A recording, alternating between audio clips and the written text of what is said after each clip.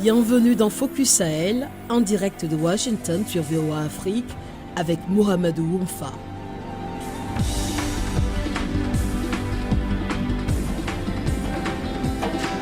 Bonsoir à toutes et à tous, bienvenue dans Focus Sahel, l'émission qui vous offre une perspective unique sur la région.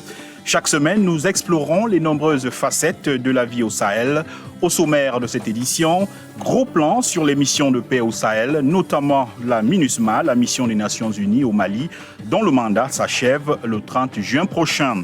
À suivre le reportage de notre correspondant sur le débat qui agite l'opinion publique malienne à propos du mandat de la MINUSMA. Notre invité Niagale Bakayoko, experte en questions de sécurité, analysera le bilan, les forces et les faiblesses de la dite mission. Nous vous emmènerons également au Burkina Faso à la découverte de certaines personnes déplacées, victimes d'exploitation à des fins politiques et économiques. À suivre aussi la belle histoire d'un entrepreneur qui a offert un château d'eau à un village du Mali après avoir écouté un reportage du service Bambara de la VOA sur la pénurie d'eau dans le dit village. Merci de vous joindre à nous pour ce voyage de découverte et d'information dans le Sahel. Cette émission est diffusée en direct sur la page Facebook de VOA Afrique.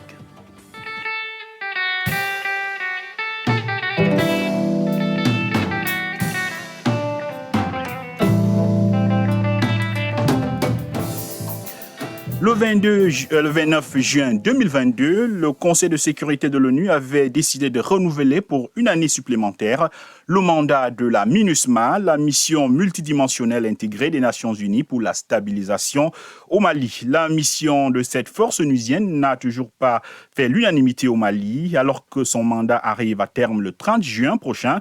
Notre correspondant Mohamed Danyoko a demandé à quelques habitants de Bamako ce qu'ils pensent de la mission onusienne, notamment de l'éventuelle prolongation de son mandat. Voici son reportage. Au son de vuvuzela et brandissant des pancartes au message explicite, plusieurs centaines de personnes à l'appel du mouvement Yerawolo debout sur les remparts ont, le 28 avril dernier, pris d'assaut le palais de la culture Amadou Ampateba. Objectif, demander le départ pur et simple de la MINUSMA. Nous sommes là aujourd'hui d'abord pour dénoncer la MINUSMA dans ses pratiques nuisibles envers le Mali. Nous sommes là pour demander le départ pur et simple de la MINUSMA. Vu qu'elle est là, elle ne nous apporte pas de bonheur, elle ne résout pas notre problème et pire que ça, elle se transforme aussi en un problème, en une charge et elle se transforme en un élément au service des ennemis du pays pour nous déstabiliser. Donc nous sommes venus demander son départ. Si, à la vue des nombreux drapeaux russes brandis par les manifestants contre la présence de la MINUSMA, l'on devine le partenaire qu'ils estiment nécessaire au Mali dans la lutte contre le terrorisme.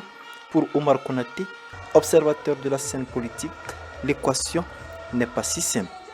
La MINUSMA aujourd'hui est un mal nécessaire pour le Mali. Nous avons vu certaines forces partir. Cet impact est pour le moment invisible.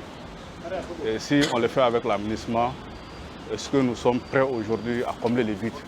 Voilà la question qu'on se pose. Donc, le départ ou le maintien pour toute analyse aujourd'hui demeure une question complexe. Compte tenu de la situation sécuritaire du pays qui n'a pas connu une grande amélioration depuis 10 ans, certains estiment que la MINUSMA doit aller au-delà de sa mission d'appui à la mise en œuvre de l'accord pour la paix et la réconciliation ainsi que la transition politique. Et revoir sa stratégie de lutte contre le terrorisme et revoir un peu ses missions. Sinon, si elle rentre aujourd'hui, ça prouve qu'elle a échoué, la communauté internationale a échoué au Mali. Parce que jusqu'ici, le Mali ne s'est pas stabilisé. Donc en laissant un pays dans le sang et dans le feu, ça prouve que l'ONU a échoué au Mali. Donc elle doit rester. Le 25 mai dernier, une forte mobilisation a encore eu lieu au Palais des Sports à Bamako pour demander le départ de la MINUSMA. Quant aux autorités de la transition, elles ne se sont pas encore clairement prononcées sur la question. Mohamed Danyoko pour VOA Afrique, Bamako. Nous avons avec nous en ligne depuis Bamako l'auteur de ce reportage. Il s'agit de Mohamed Danyoko. Salut Mohamed. Bonsoir, Umfa, bonsoir. On vient de le suivre dans votre reportage. Il y a eu des manifestations contre la MINUSMA. Au-delà de ces manifestations, est-ce que la question du mandat de la MINUSMA est un sujet qui préoccupe les Maliens? Est-ce que c'est un sujet majeur dans votre pays? Et oui, hein, il faut dire que la question du mandat de la MINUSMA préoccupe les Maliens, ça c'est un fait. C'est un sujet qui revient fréquemment dans les lieux de rencontres communément appelés ici grains.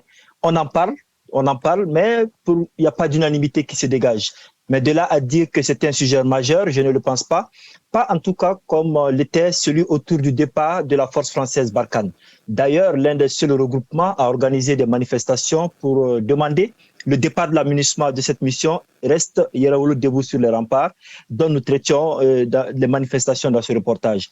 Car au moment où Yeraoulou demande le départ, ce sont de nombreux Maliens qui, pour eux, la MINUSMA, au lieu de partir, doit plutôt revoir sa mission, avoir un mandat plus robuste, c'est-à-dire intégrer, n'est-ce pas, ce qui est attendu des Maliens depuis très longtemps, la lutte contre le terrorisme, que ce soit clairement mentionné dans son mandat. Oui, Mohamed, vous avez conclu votre reportage en disant que les autorités de transition ne se sont pas encore prononcées sur le départ ou non de la MINUSMA. Pourquoi ce silence selon vous? Écoutez, Umfa, les autorités ne se sont pas clairement prononcées sur la question, c'est un fait, mais cela ne veut pour autant pas dire qu'entre elle et la mission onusienne, c'est le grand amour. Hein. On se souvient qu'après la publication de l'ONU au sujet de Moura, lequel rapport a d'ailleurs fait prendre aux États-Unis des sanctions contre des hauts gradés de l'armée malienne, les autorités de la transition ont annoncé l'ouverture d'une enquête judiciaire contre la MINUSMA parce que, selon elle, la MINUSMA a utilisé des images illégales satellitaires pour l'espionner. Et donc, et bien avant ça aussi, on se souvient, à la mi-avril en 2023, cette année même, et l'attaque de Sévaré, qui a fait 10 civils morts et une soixantaine de blessés, le gouvernement, dans son communiqué, a mis en avant le fait que ce sont les forces armées maliennes qui exclusivement ont mis en déroute les terroristes en neutralisant 28 d'entre eux, alors qu'au même moment, sur la toile, il y avait pas mal de communiqués, pas mal de sorties pour dire que la MINUSMA avait pris une grande part pour repousser les terroristes. Donc tout ça pour dire que oui, les autorités ne se sont pas clairement prononcées sur le maintien ou non de la MINUSMA, mais au regard des griefs qui lui sont faits et les communiqués gouvernementaux en faveur d'une montée en puissance des forces armées maliennes, elle pencherait plutôt pour un départ plutôt qu'un maintien de cette force-là. Merci beaucoup, Mohamed Danyoko. Je rappelle que vous êtes correspondant de VOA au Mali. Pour une analyse, je me suis entretenu avec Nyagali Bakayoko. Elle est experte en questions de sécurité. C'est la présidente de l'African Security Sector Network. Je lui ai tout d'abord demandé de dresser le bilan de la MINUSMA. Regardez. Cela va faire une dizaine d'années maintenant que la MINUSMA a le mandat, en effet, d'intervenir au Mali. Il faut savoir que ces mandats ont été au fil des années modifiés. Elle avait des missions lors de son premier déploiement qui sont différentes de celles du mandat actuel qui lui porte notamment sur l'accompagnement de la mise en œuvre de l'accord pour la paix et la réconciliation au Mali de 2015, sur la protection des civils, notamment dans le centre, et sur l'accompagnement de la transition actuelle. Il est vrai que la MINUSMA, tout comme d'autres acteurs internationaux déployés, a eu du mal à appliquer et à mettre en œuvre les missions qui étaient les siennes, particulièrement en ce qui concerne l'accord de paix, dont la mise en œuvre est quasiment bloquée en raison des différentes réticentes des parties signataires, mais également en raison de la difficulté d'exercer une protection efficace des civils. Il apparaît que la façon dont la MINUSMA s'est illustré de la façon la plus efficace et à l'évidence dans les missions d'enquête et d'établissement de faits qui touchent notamment aux violations des droits de l'homme, ainsi que dans la mise en œuvre de projets de base, de proximité, visant à favoriser, si ce n'est la cohésion sociale, en tout cas un plus large accès des populations, notamment du Nord, un certain nombre de services. Effectivement, au Mali, la MINUSMA semble de plus en plus critiquée. Comment expliquez-vous cette opposition d'une bonne partie de l'opinion publique malienne contre la mission onusienne?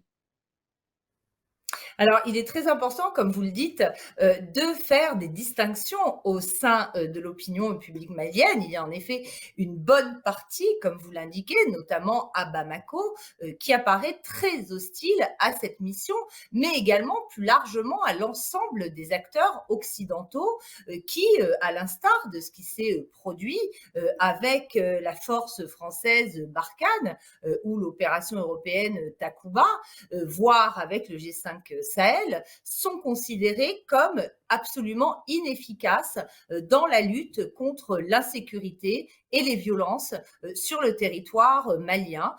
Il y a à la fois sur les réseaux sociaux, mais aussi au sein des organisations de la société civile bamakoise, des mouvements de protestation contre la MINUSMA qui sont extrêmement puissants et extrêmement populaires. Mais si l'on regarde ce qui se produit dans les zones de déploiement de la MINUSMA, on s'aperçoit qu'encore très récemment, il y a eu des manifestations pour demander le maintien de la mission, puisque son mandat aujourd'hui est sujet à non-renouvellement potentiel. Oui, non-renouvellement potentiel. Est-ce que ce mandat pourrait ne pas être renouvelé? Si oui, quelles en seraient les raisons?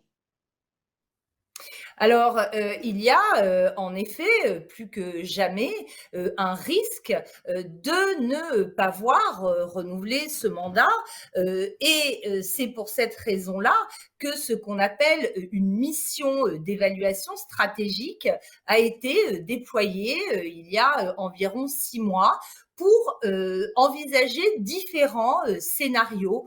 Le premier envisage un retrait pur et simple. Le deuxième envisage un maintien de la force avec un renforcement de ses moyens, notamment de ses effectifs. Et le troisième envisage sa transformation en bureau politique, cette fois des Nations Unies, à l'instar, par exemple, du bureau des Nations Unies pour le Sahel, qui est situé à Dakar actuellement.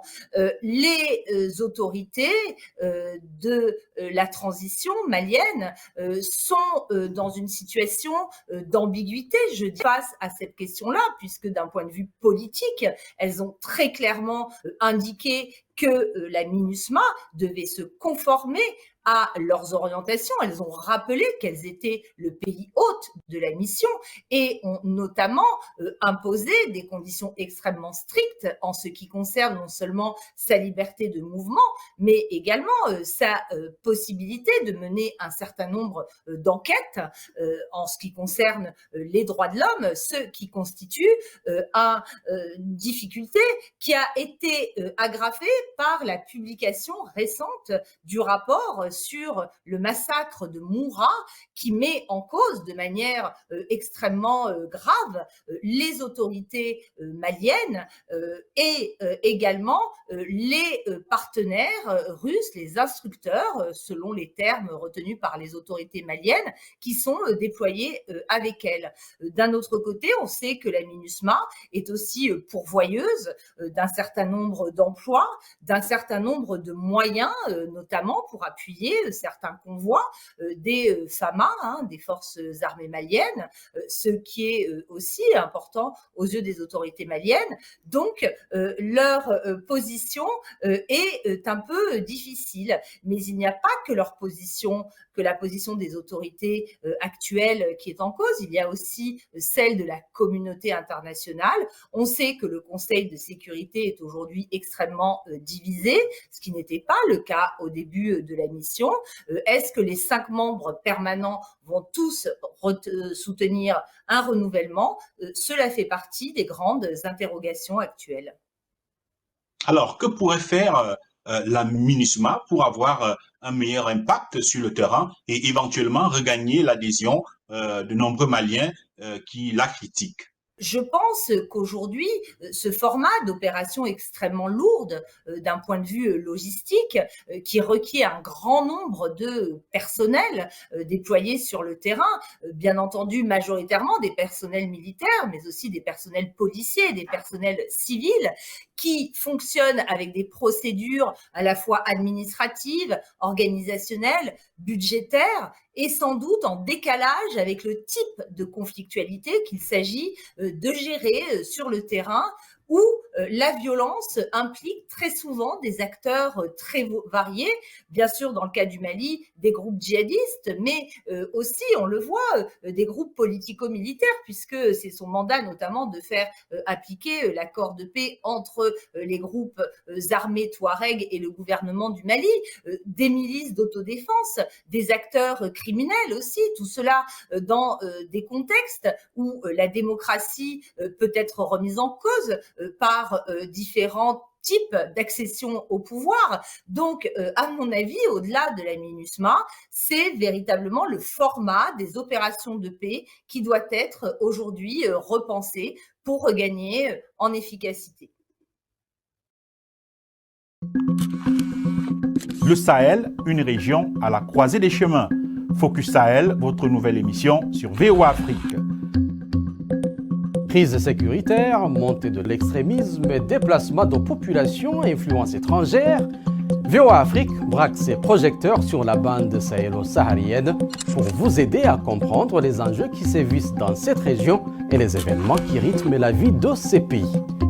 Retrouvez nos équipes à Washington et nos correspondants sur le terrain pour des reportages, des analyses et des interviews. Pour tout comprendre sur le Sahel, rendez-vous tous les mardis à 18h temps universel sur VOA Afrique, voaafrique.com et toutes nos plateformes digitales.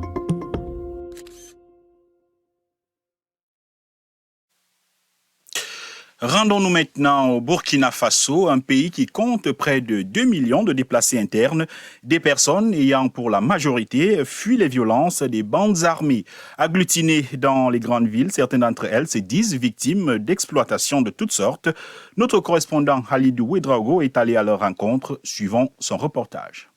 Sans camp de déplacés ni aucune assistance sociale de l'État, les personnes qui ont fui leur localité pour se réfugier à Bobo-Dioulasso vivent dans le dénuement total. Dormant dans les rues, devant les édifices religieux ou bâtiments abandonnés, ils sont la cible de ceux qui veulent profiter de leur calvaire. Il y a certaines personnes qui viennent ici nous proposer de nous aider. Ils enregistrent nos noms et disparaissent. Après, on ne les revoit plus. Pourtant, nous avons des enfants avec nous qui sont dans le besoin. Cette voix que vous venez d'entendre est celle de Dama Bata, 35 ans sonnée avec 4 enfants sans perspective d'avenir. Elle a fait coulerie à 200 km de Bobo-Dioulasso quand les exactions des groupes armés terroristes faisaient rage. Souleymane Diarra, venu de Solenzo, lui en a marre de ces gens qui lui ont vendu trop d'illusions.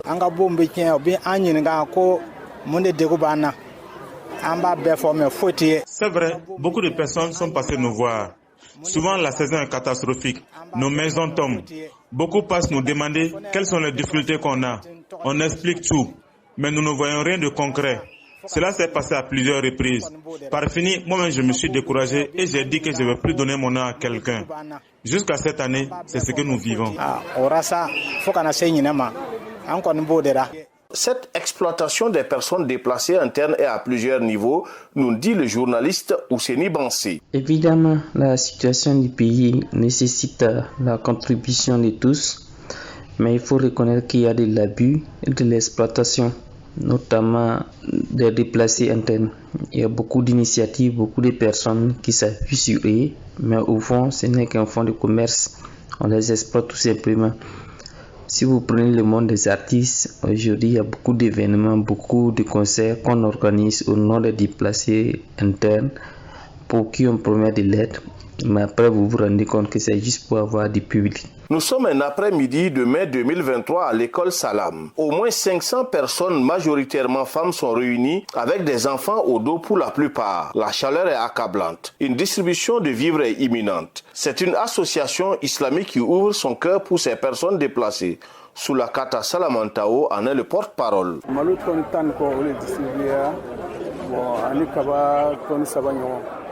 Le don est composé de 10 tonnes de riz et de 3 tonnes de maïs et ce n'est pas tout. D'autres vivres viendront progressivement pour soulager ces personnes déplacées. Occasion pour le président des imams du Grand Ouest d'interpeller le gouvernement sur l'exploitation faite de ces personnes déplacées internes.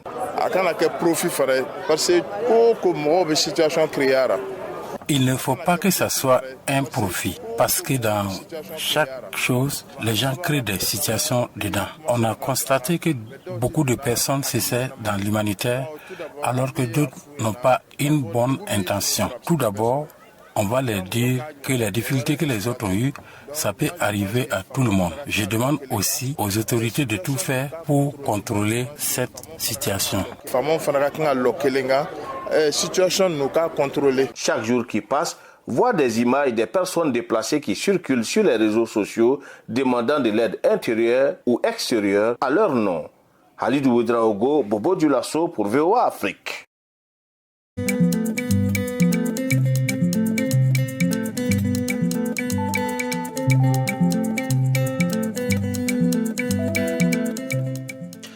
À présent, le fait marquant de la semaine, au Tchad, au moins 10 personnes ont été tuées le jeudi 25 mai dans des affrontements entre éleveurs et cultivateurs dans le sud, selon le gouverneur local. Ces conflits meurtriers entre communautés nomades et sédentaires commencent à devenir récurrents dans le centre et le sud du pays, où de nombreux habitants sont armés. Les cultivateurs autochtones sédentaires accusent généralement les éleveurs nomades arabes de faire paître leurs troupeaux dans leurs champs. Comment la presse tchadienne a-t-elle traité cette actualité? Comment réagit-on sur place? Pour en parler, retrouvons en N'Djamena Ange Alaïsem de notre station partenaire FM Liberté. Bonsoir Ange. Bonsoir. Comment les médias locaux ont-ils traité ces affrontements entre éleveurs et cultivateurs? Que disent les hommes des médias dans les débats, analyses et commentaires? Bien, comme vous le dites, les hommes des médias au Tchad s'en tiennent toujours aux résultats, sinon au bilan provisoire des affrontements qui ont eu lieu, comme vous le dites. Là où le bas blesse, parce que les autorités communiquent peu sur la situation, parce qu'un journaliste ne peut que s'en tenir aux faits qui sont officiels. Malheureusement, les officiels parlent peu. Les éleveurs eux-mêmes ne se prêtent pas au micro des journalistes, donc on s'en tient aux résultats, sinon au bilan provisoire des affrontements. Et donc, on ne peut pas aller au-delà de ce dont nous disposons comme information. Et donc, tout ce que nous faisons, c'est que nous donnons seulement le bilan provisoire des affrontements. Et on ne peut pas analyser en profondeur, parce que si vous n'avez pas les deux parties en face, vous ne pouvez analyser. Donc, nous cherchons toujours à savoir quelles sont les causes, sinon les raisons de ces affrontements, malheureusement. Nous n'arrivons pas à trouver toujours ces réponses aux questions que nous posons souvent. Oui, Ange, les conflits agriculteurs-éleveurs sont de plus en plus récurrents. Est-ce que les solutions proposées par les autorités sont assez visibles et assez relayées par les médias? Et quel rôle pourraient jouer les médias pour apaiser ces communautés et résoudre ces conflits? Les solutions proposées par les autorités ne sont pas visibles parce que pour beaucoup d'auditeurs que nous discutons avec eux, ou bien pour beaucoup de témoins sur place dans les lieux d'affrontement, le pouvoir public semble être complice de ces éleveurs. Parce que on vous fait savoir toujours que ces éleveurs sont accompagnés, sinon sont protégés par les gendarmes qui sont censés ramener la paix, sinon faire la paix dans les communautés. Et les gouverneurs, les préfets, les sous-préfets sont toujours acquis à la cause de ces éleveurs. Et les agriculteurs sont laissés pour cause. On va faire des fouilles, on demande les armes, on ramasse les couteaux de jet. Ça veut dire que ces autochtones sont sans défense. Malheureusement, ce sont les éleveurs qui sont toujours protégés par les autorités sur place.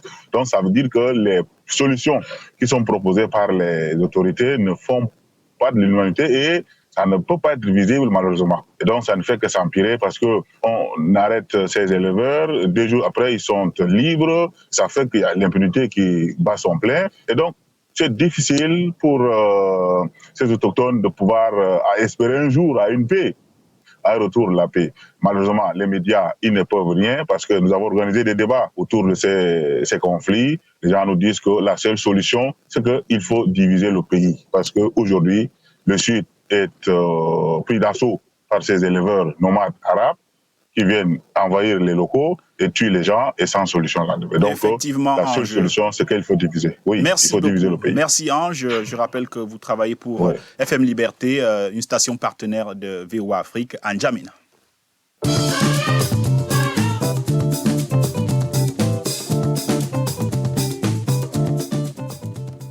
La note positive de cette édition, après avoir écouté un reportage réalisé par le service Bambara de VOA sur la pénurie d'eau dans le village de Sémégué-Sougou, dans le centre du Mali. Un opérateur économique malien a offert un château d'eau aux 10 villages. Une cérémonie a été organisée pour réceptionner le château d'eau. C'était en présence de Tidjani Ouedraogo, le correspondant de VOA. Voici son reportage. Ces bruits d'eau étaient rares dans ces villages à cause de la pénurie. Nous sommes dans le village de Sémégué-Sougou, cercle de Kourou. Les femmes très contentes devant les bornes fontaines à la recherche de l'eau et les hommes sous le tournant du village prennent le thé matinal. Ils sont visiblement satisfaits du tout nouveau château d'eau du village. Et pourtant, il y a de cela quelques mois, avoir de l'eau était presque un parcours de combattant dans ces villages. Oumou Poudjougo, femme du village, nous en parle un peu. Il était très difficile pour nous les femmes d'avoir de l'eau. On passait presque toute la journée devant les bonnes fontaines à la recherche de l'eau et on ne pouvait même pas travailler à la maison. Une crise d'eau qui affectait sérieusement les femmes car pour se procurer du sésame, il fallait se déplacer dans les villages voisins. Madina Poudjougo faisait chaque jour 5 km pour avoir de l'eau. Il fallait faire 5 km dans un village voisin pour avoir d'eau. Une fois de retour, l'eau était utilisée de façon rationnelle, pas de gaspillage. C'est ainsi que la VOA, ayant appris les difficultés des femmes de se procurer de l'eau potable, a décidé de faire un reportage sur la pénurie d'eau dans ces villages. C'était le 3 novembre 2022. Daouda Poudjougo était présent ce jour-là. Nous avons appris que la VOA fait ce genre de reportages et d'interviews. C'est ainsi que nous avons contacté le correspondant à Kourou. Et quand il est venu faire les reportages, aujourd'hui on peut dire que ça a été positif puisque nous avons mis les châteaux d'eau. Bassori Silla, un opérateur économique installé à Bamako, après avoir suivi l'élément de reportage sur la VOA, a décidé d'offrir un nouveau château d'eau au village. Brahma Poudjougo, chef du village, ne pouvait imaginer mieux. Remercions tous ceux qui ont contribué pour que le village de Sémégué-Sougou puisse avoir un nouveau château d'eau, particulièrement à la VOA. C'est grâce à son reportage qu'un opérateur économique a vu sur les réseaux sociaux et puis il a décidé de nous offrir ce nouveau château. Merci aux donateurs aussi. Lors de la réception du tout nouveau château d'eau à Sémégué-Sougou, il y a de cela quelques semaines, la VOA a été accueillie en grande pompe par les femmes du village. Histoire d'être reconnaissante. Écoutons Oumou Dion. Nous remercions la radio. Grâce à elle, la crise d'eau est désormais derrière nous. Nous sommes très satisfaites et reconnaissantes. Notons enfin qu'un comité de gestion a été mis en place pour bien gérer le château d'eau de Sémégué-Sougou. Tidjani Ouedraogo, VOA Afrique, Kourou. Et c'est avec ce reportage qui donne du sourire à plusieurs personnes au Mali que nous mettons un terme à cette édition de Focus Sahel. Merci à tous ceux qui nous ont accompagnés dans ce voyage au Sahel. Merci également à nos invités qui ont partagé avec nous leur expertise et leur point de vue. Enfin, je tiens à saluer tout particulièrement nos correspondants qui nous ont apporté les nouvelles fraîches de la région. Mohamedou Oumfa à ce micro, Fatouma Kalala Alimassi et Trésor Matondo ont assuré la mise en onde. Nous vous remercions d'avoir écouté Focus Sahel. À très bientôt sur VOA Afrique. Au revoir.